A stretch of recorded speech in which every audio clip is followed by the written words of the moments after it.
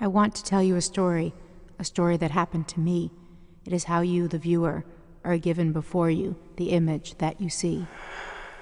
My bare feet are cold and serve to keep me awake. It was funny to think Mitzar was my home.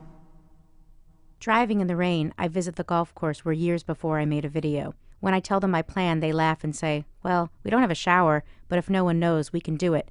Really though, where are you going to get the snow? Though I envision shooting there, I still want a shower and continue my search. While I tell places there is nudity, I take out the words ketchup and mustard.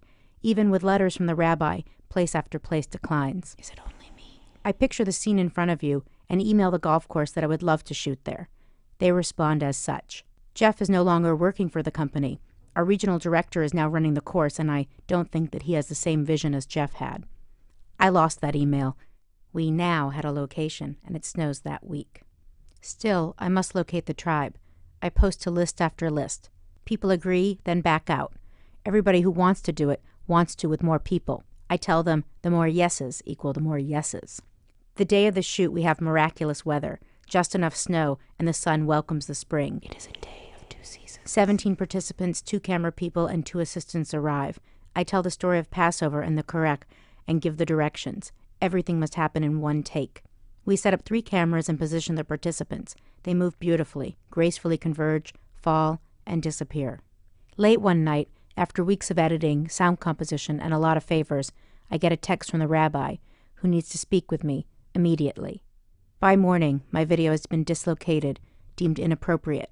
I am asked from the top down if it can be filtered. The field has changed. I cannot do what has been asked. My video is done. I wander, remembering an earlier discussion with a rabbi when he asked how my video would deal with the idea of dislocation. Every person I pass on the street is naked, as am I. This babe with arduous labor I had just born now has nowhere to go. Downtown, near the school where I teach, I stop by a cafe, and who is sitting there but the rabbi? Surprised, we plan to meet later. When he arrives, I show him an effect that turns the bodies into colored stripes. In class, I ask my video students, why is it that we have created such tasty sauces to cover up meat that is going bad? Don't be fooled by too much sauce. Passover is really about loss, more about what is missing than what is there. Perhaps we are not prepared for this convergence, but only the lack thereof. We write and record a sermon. I spent hours editing. The wordiness kills me. It is killing my video, and anger overtakes me.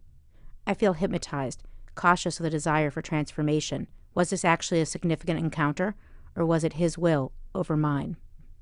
What must I do? What sacrifice must I commit? To leave Mitzrayim, we are told, put on your clothes, tie your shoes, and sacrifice a lamb. Eat the whole lamb by morning, as you may not again eat like this for a very long time. I can't show the video I made, and with anger I cannot change it. I debate what to do, laugh to think of compromise, and consult colleagues. This satisfies me, and I call the curator to tell him that I withdraw from the project. The rabbi writes me an email. I have made a covenant. I hesitate. The video has now changed. The story is not yet over. I have unwittingly found myself constricted. I am in bondage. The walls are closing in, and I want out. I talk to an Israeli friend. She directs me to acknowledge this change. She tells me the word for a tight place in Hebrew and how the word Mitzrayim comes from this. It was not only to accept that the meat is missing, but that one must sacrifice something only they can in order to open the door to the tundra. To come to this expanse, I have sacrificed my own anger.